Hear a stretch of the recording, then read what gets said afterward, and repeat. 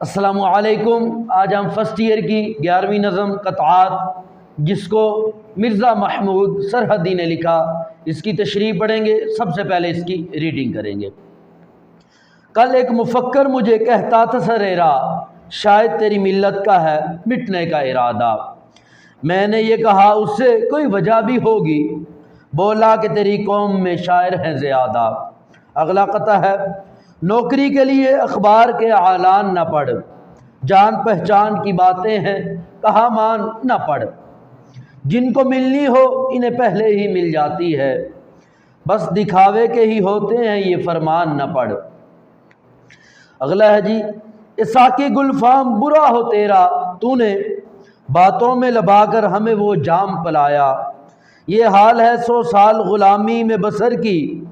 اور ہوش ہمیں اب بھی مکمل نہیں آیا۔ جن کو انگریز کا قانون ہو ازبر ان سے، اور سب پوچھ مگر شرع کے احکام نہ پوچھ،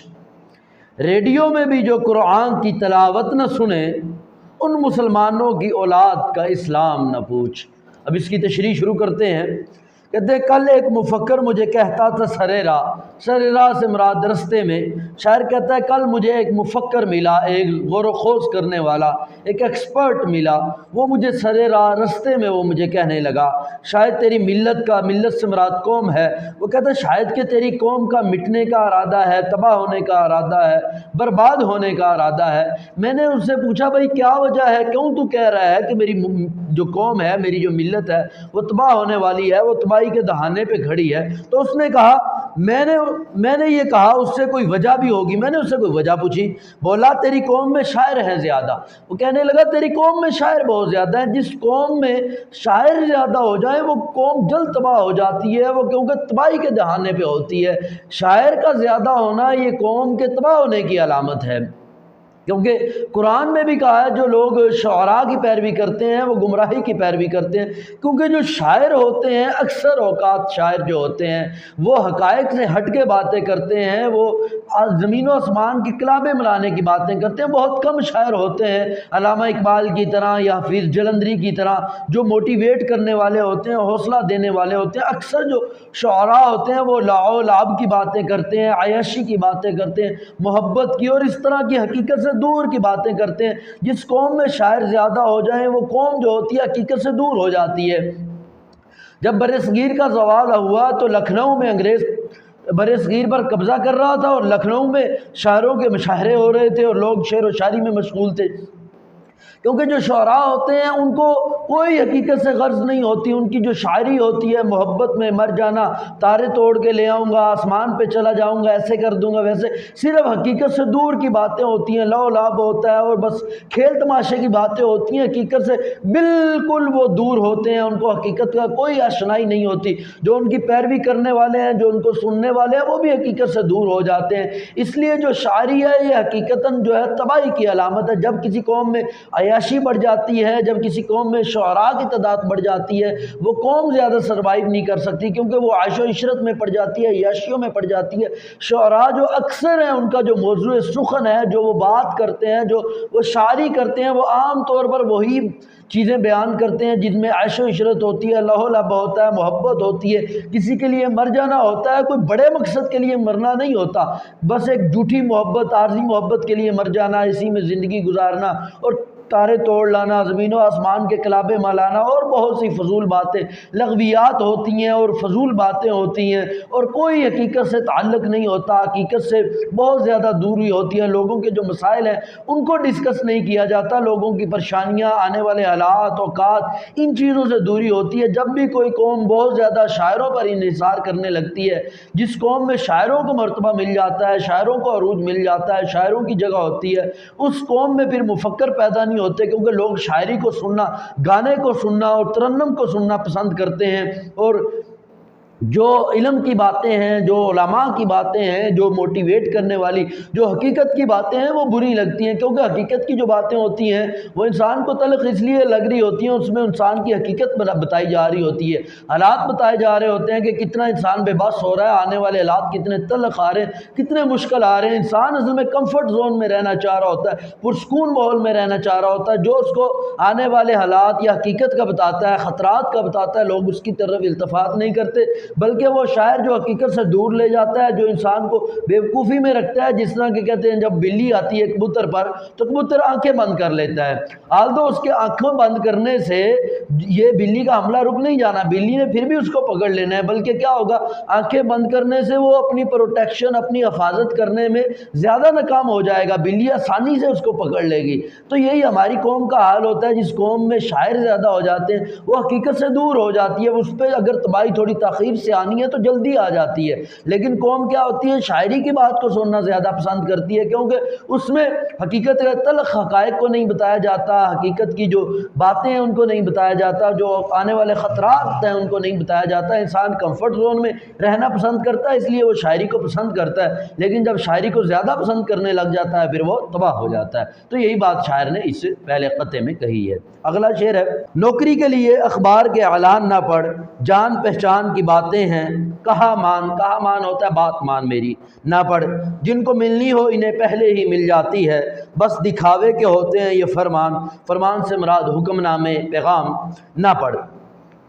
یہ کہتے ہیں، شاعر کہتے ہیں نوکری کے لیے اخبار کے اعلان نہ پڑھ، جو اشتہارات آتے ہیں اخبارات میں نوکری کے لیے، ان اشتہاروں کو پڑھ کے شاعر کہتا ہے اپنا وقت ضائع نہ کرو۔ اصل میں جو پڑھا لکھا طبقہ ہوتا ہے سب سے پہلے وہ سٹڈی کرتا ہے، سٹڈی کرنے کے بعد جو سب سے پہلے اس کی ترجیح ہوتی ہے جاب ہوتی ہے، نوکری ہوتی ہے، کیونکہ اس نے ساری سٹرگل نوکری کے لیے کی ہوتی ہے۔ اصل میں انگریز کا جو سسٹم ہے، اس نے جو ہمیں تعلیم کا سسٹم دیا ہے وہ سسٹم ہی اتنا پراگندہ ہے کہ جو پڑھنے والا سٹوڈنٹ ہے اس کے ذہن میں جاب کے علاوہ کوئی چیز آتی نہیں ہے، کوئی بزنس کرنا، کوئی اپنا پڑھنے کا اصل مقصد تو ہوتا ہے انسان کے اندر شعور پیدا ہو جائے، وہ جابیں خود کریٹ کرے، نوکریاں خود کریٹ کرے، وہ لوگوں کو جابیں دے، لوگوں کو نوکریاں دے۔ لیکن کیا ہمارا سسٹم اتنا خستہ حال اور تباہ حال ہے کہ پڑھنے کے بعد جو سب سے پہلی ترجیح ہوتی ہے وہ نوکری ڈھونڈنے کی ہوتی ہے، بس کہیں نوکری مل جائے، کسی کے خادم بن جائے، خود تو نوکری پیدا کرنے کا شعور ہی ختم ہو جاتا ہے۔ تو پہلا جب وہ پڑھا لکھا طبقہ ہے تو پڑھنے کے بعد سب سے پہلے وہ اخبارات کو دیکھتا ہے، اس کو جانچ پڑتال کرتا ہے، کوئی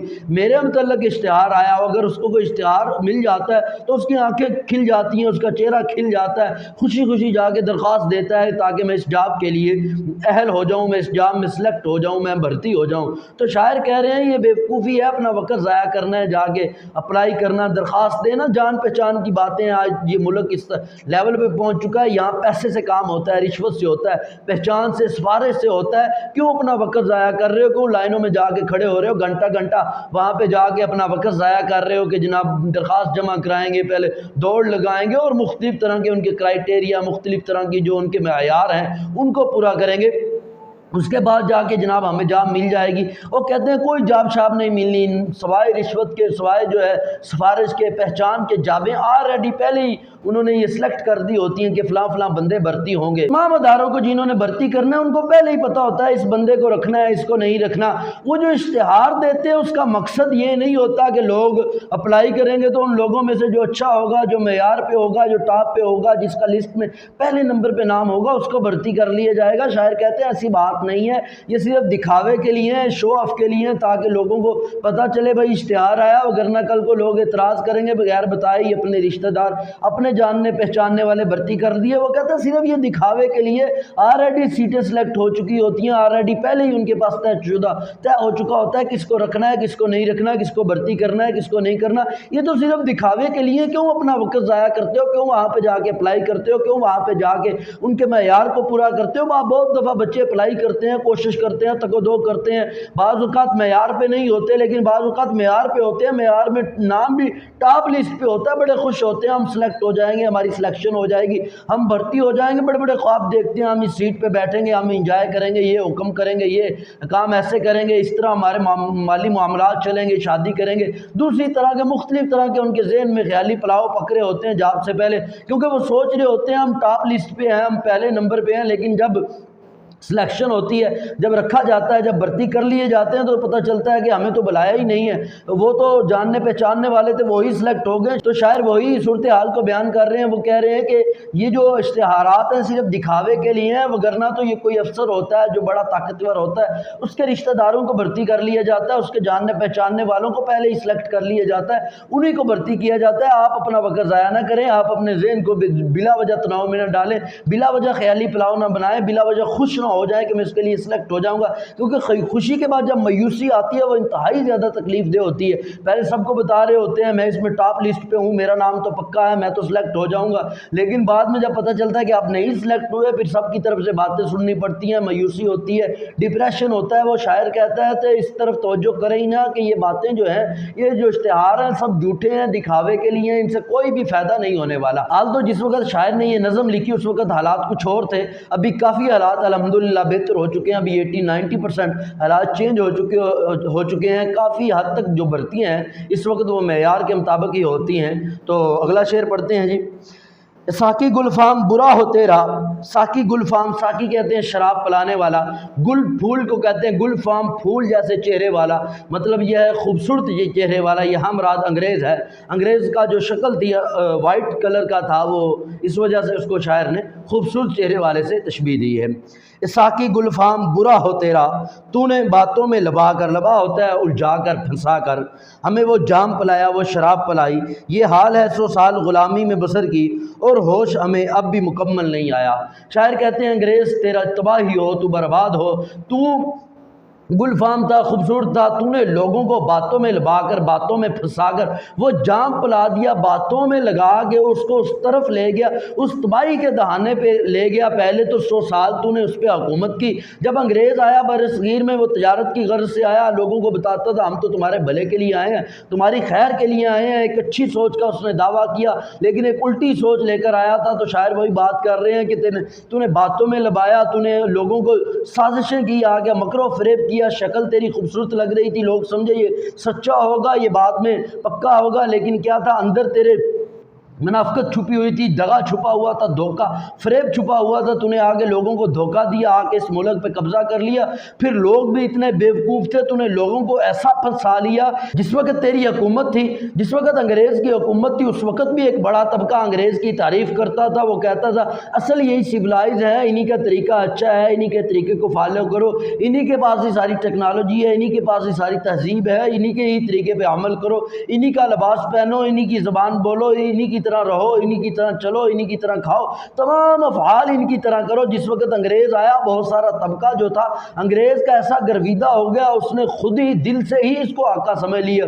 ان جیسے لباس پہننے شروع کر دیے، ان جیسی زبان بولنا شروع کر دی، ان جیسے رہن سہن کے طریقے اپنانا شروع کر دیے۔ لیکن شاعر کہہ رہے چلو اس وقت تو حکومت تھی، بیوقوف لوگوں نے ان کو فالو کیا، اس کی طاقت کی وجہ سے لوگ اس کے طاقت کے نشے کی وجہ سے لوگ یہ سمجھے شاید یہ جو، کیونکہ یہ عربی کا مقولہ بھی ہے کہ لوگ اپنے بادشاہوں کے دین پر ہوتے ہیں، تو چلو بادشاہ تھے تو لوگوں نے سمجھا یہ درست ہیں، لیکن جب وہ یہاں سے چلا گیا تو پھر بھی اپنے اثرات اتنے گہرے چھوڑ کر گیا، ابھی بھی لوگ اسی کو فالو کرتے ہیں، اسی کا نظام دنیا میں چل رہا ہے، پاکستان میں چل رہا ہے، ہماری عدالتوں میں چل رہا ہے، تمام اداروں میں اسی کا نظام چل رہا ہے، اتنا خستہ حال نظام ہے، نہ کسی کو انصاف ملتا ہے، نہ کسی کی داد رسی ہوتی ہے، بہت سی مشکلات ہیں، بہت سا پیچیدہ نظام ہے، کوئی بھی افسر ہے وہ اپنی چھتری خود اٹھانے کے لیے نہیں تیار، اس کے ساتھ بہت سے ملازم ہوتے ہیں، کئی ملازم اس کے ساتھ ہوتے ہیں۔ اسلام میں ایسا طریقہ نہیں تھا، اسلام میں تو جو حکمران تھا اپنے کام خود کرتے تھے، عمر کے کپڑے پر کئی پیوند ہوتے تھے، 22 لاکھ مربع میل کے حکمران تھے، پاکستان سے کئی گنا بڑی جو کئی ریاستیں تھیں ان سب ریاستوں کے حکمران تھے، جن کا رقبہ پاکستان سے کئی گنا بڑا بنتا ہے، لیکن کیا تھا ان میں عاجزی تھی، نہ کوئی زیادہ خدمتگار ہوتے تھے کہ جب نکلیں ہزاروں لوگ خدمت کے لیے ہیں یا سینکڑوں لوگ ہیں۔ یہاں کیا ہے شاہی نظام ہے، وہی انگریز والا سسٹم ہے کہ جب کوئی بڑا نکلتا ہے تو کئی گاڑیاں ان کے پیچھے ہوتی ہیں، لوگ خدمت کے لیے ہوتے ہیں، شاید اسی پہ تنقید کر رہے ہیں، وہ کہتے ہیں اتنا گندا سسٹم، اتنا پراگندہ سسٹم، اتنا گندا نظام ہمیں دے کر گیا، ہم پھر بھی اس کی تعریف کر رہے ہیں۔ آج بھی لوگ یہی کہتے ہیں انگریز جیسا کوئی سویلائز نہیں، آج بھی ایک بڑا طبقہ اس کی زبان بولنے کی خواہش کرتا ہے، اس کا لباس پہننے کی کوشش کرتا ہے، اس کے انداز، اس کے اطوار، اس کے رہنے سہنے کے طریقے، اس کے چلنے پھرنے کے طریقے اپنانے کی کوشش کرتے ہیں۔ شاعر کہتے ہیں برا ہو انگریز، تباہی ہو تیری انگریز، کہ تو نے ہمیں کیسا جام پلایا، کیسا تو نے ہمیں بیوقوف بنایا کہ ساری قوم تیرے پیچھے چل پڑی، کہ تجھے آقا مان لیا ہلاکت تو ظالم ہے دنیا میں جتنا ظلم انگریز نے کیا، کتنے ملکوں پہ کتنے لوگ قتل کیے، جب پاکستان بنا اس وقت بھی 10 لاکھ کے قریب لوگ قتل ہو گئے، اور ابھی بھی دنیا میں عراق میں اور فلسطین میں، چیچنیا میں، بوسنیا میں اور فلسطین میں جگہ جگہ مسلمانوں کی قتل عام ہے، مسلمانوں پہ تشدد ہے، بربریت ہے، شام میں، سیریا میں، جہاں دیکھ لو برے حالات ہیں، لیبیا میں برے حالات ہیں، لیکن کیا ہے اس نے ایسا دھوکہ دے دیا کہ لوگ آج بھی اس کی تعریف کرتے ہیں اور ان کی زبانیں نہیں تھکتی انگریز کی تعریف کرتے ہوئے۔ شاعر اسی پہ تنقید کر رہے ہیں، وہ کہتے ہیں یہ حال ہے 100 سال غلامی میں بسر کی، اور ہوش ہمیں ابھی بھی مکمل نہیں آیا، ابھی بھی ہمیں ہوش نہیں آیا کہ یہ ظالم ہے، اس نے جتنے فلائی کام کیے اس کے پیچھے بھی الٹی سوچ تھی، اس نے جو ریل بنائی اس کی سوچ کوئی پازیٹیو نہیں تھی، یہاں سے خام مال لے کر جانا چاہتا تھا، معدنیات جو یہاں سے چوری کرتا تھا وہ انگریز لے کر جانا چاہتا تھا، اس لیے اس نے ٹرین بنائی، اس نے جتنے بھی فلائی کام کیے پیچھے فلاح کی سوچ نہیں تھی، اپنا مقصد حاصل کرنا تھا، یہاں سے اس کو سستی لیبر مل جاتی تھی، وہاں کی اگر دیکھا جائے اگر 1000 میں اس کو ایک بندہ ملتا ہے کام کے لیے، یہاں 150 میں مل جاتا تھا، اس کو سستی لیبر مل جاتی تھی، انڈسٹری یہاں سے کام کراتا تھا، پروڈکٹ تیار کرتا تھا، دنیا میں بیچتا تھا، پیسہ اکٹھا کر کے اپنے ملک لے جاتا تھا، تو لوگوں کے ساتھ اس نے کوئی اچھا نہیں کیا، یہاں کے رہنے والے لوگوں کے ساتھ۔ جب انگریز یہاں پہ آیا 90% 80 سے 90% لوگ پڑھے لکھے تھے، جب یہاں سے گیا ہم اپنے اگر آباؤ اجداد سے، دادا لوگوں سے جن کی عمریں کم ہے، وہ اپنے اگر دادا سے جن کی عمریں زیادہ ہیں ان سے پوچھیں تو ان کو وہ دادا حضرات بتائیں گے کہ جس ٹائم پاکستان بنا یہ جو ابتدائی دور تھے کہ وہ کتنے پڑھے لکھے تھے، گنے چنے لوگ پڑھے لکھے ہوتے تھے، جب انگریز یہاں سے گیا کوئی ایک آدمی پڑھا لکھا ملتا تھا، 1 سے 2% بھی لوگ پڑھے لکھے نہیں تھے، جب آیا تھا تو لوگ 80 سے 90% پڑھے لکھے تھے، جب گیا تھا تو 2 سے 3% بھی لوگ پڑھے لکھے نہیں تھے، لیکن اس نے کیا کیا پھر بھی لوگوں کو دھوکہ اس طرح دے دیا، لوگ سمجھے یہ خیر خواہ تھا، یہ ہمارا محافظ تھا، ہمارا دوست تھا، ہم سے محبت کرنے والا تھا۔ شاعر اسی پہ تنقید کر رہے ہیں، اگلا شعر شروع کرتے ہیں۔ جن کو انگریز کا قانون ہو ازبر، ازبر کہتے ہیں یاد ہونا، اور سب پوچھ مگر شرع کے احکام نہ پوچھ، شرع کہتے ہیں شریعت کو، قرآن حدیث کو، کہ احکام حکم ہے جو شریعت کے حکم ہے، اللہ تعالیٰ نے اور حدیث میں جو احکامات دیے ہیں، اللہ تبارک و تعالیٰ نے قرآن میں اور آپ صلی اللہ علیہ وسلم نے حدیث میں احکامات، وہ احکام جو ہے حکم کی جمع ہے، تو وہی بات کر رہے ہیں، شاعر کہہ رہے ہیں جن کو انگریز کا قانون مکمل طور پر یاد ہو ان سے شریعت کے احکام نہ پوچھ، اللہ رسول کی بات نہ پوچھ، ریڈیو میں بھی جو قرآن کی تلاوت نہ سنے ان مسلمانوں کی اولاد کا اسلام نہ پوچھ۔ شاعر کہتے ہیں جس بندے کو انگریز کا قانون یاد ہے، انگریز کے قانون سے وہ محبت کرتا ہے، تو اس سے شریعت کے بارے میں نہیں پوچھو۔ ایک بڑا طبقہ جب انگریز آیا وہ اس کا ایسا گرویدہ ہو گیا، اس سے ایسی محبت کرنے لگا، اس نے اس کی ہر چیز یاد کر لی، اس کے قوانین یاد کر لیے۔ وہ بڑے بڑے اسکالر تھے، کہنے کو اپنے آپ کو مسلمان کہتے تھے، جن کو انگریز کے قانون مکمل یاد تھے، انگریز کی ایک ایک بات کا پتہ تھا، اس کے ایک ایک قانون کا پتہ تھا، اس کے ایک ایک طریقے کا پتہ تھا، لیکن ان کو قرآن حدیث سے بالکل آشنائی نہیں تھی، کہنے کو اپنے آپ کو مسلمان کہتے تھے، اس ملک کے باسی تھے، اس ملک پہ اقتدار کی خواہش کرتے تھے، سیاست میں حصہ لیتے تھے، لیکن کیا تھا ان کو شریعت کا کچھ پتہ نہیں تھا، بے پتہ نہیں تھی۔ وہی بات شاعر کر رہے ہیں جن کو انگریز کے قانون یاد ہیں وہ کہتے ہیں ان سے نہیں توقع کرو یہ مسلمانوں کے خیر خواہ ہوں گے، ان کو اسلام کا علم ہوگا، یہ قرآن کو جانتے ہوں گے، حدیث کے متعلق آشنائی ہوگی، ان کو اسلام قرآن حدیث کے متعلق کچھ بھی نہیں علم، یہ جاہل ہیں اسلام سے کوسوں دور ہیں، ان کو اسلام کے متعلق کچھ بھی نہیں پتہ۔ ہاں اگر پوچھنا ہے تو انگریز کا پوچھ، انگریز کے طور طریقوں کا پوچھ، اس کے قانون کا پوچھ، ان کی عدالتوں کا پوچھ، ان کے رہن سہن کے طریقے پوچھ، وہ تو تجھ کو بتائیں گے یہ۔ لیکن اگر تو اس سے پوچھے گا شرع کے احکام، قرآن کے متعلق، حدیث کے متعلق، قرآن کیا کہتا ہے، حدیث کیا کہتی ہے، اس کا ان کو کوئی پتہ نہیں، نہ اس پہ عمل ہے، نہ ان کے رہنے سہنے کے طریقے قرآن حدیث کے مطابق ہیں، نہ ان کا لباس ان جیسا ہے، نہ اس کے طوار اس جیسے ہیں، نہ طور طریقے اس جیسے ہیں، نہ کھانا پینا اسلام کے اصولوں کے مطابق ہے، نہ تجارت اسلام کے اصولوں کے مطابق ہے۔ اس کو سب کچھ انگریز کا پتہ ہے لیکن اسلام کا کچھ بھی نہیں پتہ۔ حال تو اسلام کے دعوے کرتے ہیں، قرآن کے دعوے کرتے ہیں، ہم قرآن کے محافظ ہیں، اسلام کے محافظ ہیں، اسلام کے جلسے بھی نکال لیتے ہیں، لیکن ان کی نے شکل اسلام جیسی ہے، مسلمانوں جیسی ہے، شکل بھی انگریز جیسی، لباس بھی اس جیسا۔ تو کہتے ہیں جن کو انگریز سے محبت ہے اس کو اسلام سے کوئی محبت نہیں ہے، جھوٹے دعوے کرتے ہیں صرف اپنے مفاد کو حاصل کرنے کے لیے۔ ریڈیو میں بھی جو قرآن کی تلاوت نہ سنیں، شاعر بتا رہا ہے جب ریڈیو آیا، کیونکہ جس دور میں یہ نظم لکھی گئی، یہ قطعات لکھے گئے، قطعات کہتے ہیں جز کو، یہ جو اجزاء جو لکھے گئے، چھوٹے چھوٹے جز، چھوٹے چھوٹے اشعار جب لکھے گئے، اس وقت کیا تھا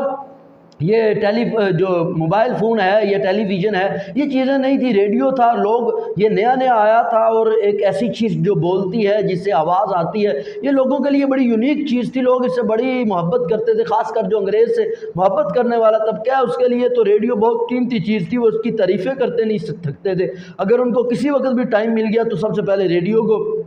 ہاتھ لگاتے تھے، ریڈیو سنتے تھے، ریڈیو کی طرف التفات کرتے تھے۔ تو شاعر کہہ رہا ہے کہ یہ جو لوگ ریڈیو سے اتنی محبت کرنے والے ہیں، جب ان کو وقت مل جاتا ہے تو ریڈیو کی طرف جاتے ہیں، ریڈیو کو سنتے ہیں، ریڈیو میں جو بکواسات ہوں وہ بھی سنتے ہیں، گانے ہوں، ہر چیز ریڈیو کی سنتے ہیں، لیکن افسوس ہے جیسے ہی قرآن کی تلاوت شروع ہوتی ہے تو ریڈیو کو بند کر دیتے ہیں، ہر بات اس کی سننے کے لیے تیار ہوتے ہیں، فضول باتیں، ڈسکشن ہے، گانے ہیں، جو فضول باتیں چل رہی ہیں، خبریں چل رہی ہیں، ہر چیز سننے کے لیے ریڈی ہیں، لیکن نہیں سننے کے لیے ریڈی تو قرآن سننے کے لیے تیار نہیں، قرآن کو سننے کے لیے ان کے پاس وقت نہیں ہے، ان کا جی نہیں چاہتا ہے، ان کے پاس بڑے بہانے ہیں، جیسے قرآن کی تلاوت ہوتی ہے ان کو بہت سے کام یاد آ جاتے ہیں، ان پہ چلے جاتے ہیں۔ تو شاعر کہتا ہے جن کو جب ریڈیو میں بھی جن کے پاس قرآن کی تلاوت کی جائے تو وہ ریڈیو سے قرآن بھی نہ سنے تو ان مسلمانوں کی اولاد کا اسلام نہ پوچھ، پھر اگر ان کے ذاتی حالات ایسے ہیں ان کی اولاد کیسی ہوگی، بس بھول جا چھوڑ دے کہ ان کی اولاد مسلمان ہوگی، وہ تو اسلام سے بھی کوسوں دور ہو جائے گی، وہ تو کہیں اسلام کو چھوڑ بیٹھے گی،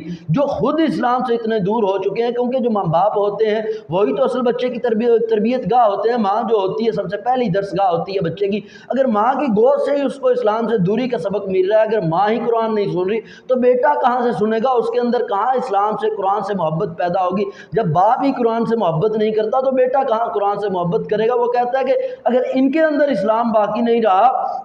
تو جو ان کی اولادیں ہیں وہ تو بھول جاؤ کہ ان کو کچھ اسلام کا پتہ ہوگا، وہ اسلام کے نام سے ہی ناآشنا ہو جائیں گے، اسلام کے نام کو ہی بھول جائیں گے، وہ تو اسلام سے کوسوں دور ہو جائیں گے۔ پھر شاعر ان لوگوں پہ بھی تنقید کر رہے ہیں جو کہتے ہیں ہماری اولاد اسلام کے مطابق ہو، مہذب ہو، رہن سہنے کے طریقے اچھے ہوں، سویلائز ہو۔ شاعر کہتے ہیں جب آپ کے ذاتی کرتوت ایسے ہیں، اسلام سے دوری والے، قرآن سے دوری والے، تو آپ کے اولاد میں کہاں سے تہذیب آئے گی، وہ کہاں سے اسلام آئے گا، وہ کہاں سے اچھی باتیں کریں گے، وہ کہاں سے قرآن پڑھیں گے، وہ کیسے قرآن سیکھیں گے۔ وہ کہیں گے میرا باپ تو جب قرآن کی تلاوت ہوتی تھی تو ریڈیو بند کر دیتا تھا، وہ کام کاج میں مصروف ہو جاتا تھا، تو میں کیوں قرآن پڑھوں، کیونکہ اس کے ذہن میں اہمیت آئی نہیں ہے، اہمیت تو باپ نے پیدا کرنی تھی۔ اگر باپ جب قرآن کی تلاوت ہوتی ہر ایک کو خاموش کر کے توجہ سے سنتا تو کل کو بیٹا بھی سمجھتا یار یہ بہت اہم چیز ہے، اس کو سننا چاہیے، اس کی طرف التفات کرنی چاہیے، وہ بھی اس کو سنتا، وہ بھی قرآن سے محبت کرتا، اسلام سے محبت کرتا۔ جب باپ نے محبت نہیں کی تو بیٹا کہاں سے کرے گا۔ یقیناً تشریح سمجھ میں آ گئی ہوگی۔ ویڈیو سننے کا بہت شکریہ، اپنا بہت سا خیال رکھیں، اللہ حافظ۔